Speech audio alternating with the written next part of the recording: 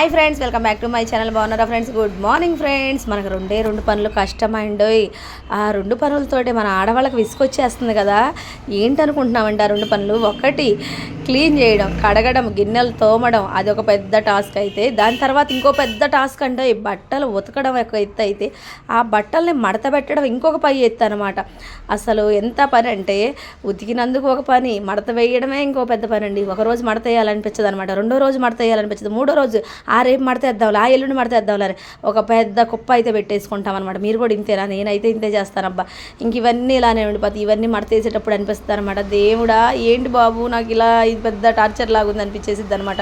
మీకు కూడా ఎలా అనిపిస్తుందా? నాకైతే ఒకటి అనిపించేస్తుందండి, ఎవరి బట్టలు వాళ్ళే మడతలు వేసుకొని ఎవరి బట్టలు వాళ్ళే ఉతుక్కుంటే మనకి ఈ పని ఏదో తగ్గిద్ది కదా అనిపిస్తుంది అనమాట. మీకు కూడా ఎలా అనిపిస్తుందా? ఇంక ఇంట్లో వాళ్ళ చేత తన్నించుకోవాలేమో, మీ బట్టలు మీరే ఉతుక్కోండి అంటే ఇదేదో బాగుంది అనిపిస్తుంది, కానీ మళ్ళీ తన్నులు తింటామని కూడా అనిపిస్తుంది. వీడియో నచ్చితే లైక్ చేయండి అబ్బా ప్లీజ్.